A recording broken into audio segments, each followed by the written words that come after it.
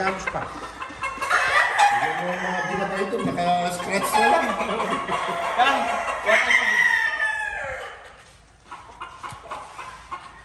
Mas maganda yan, mapapalubon mo pa ng isang beses yan.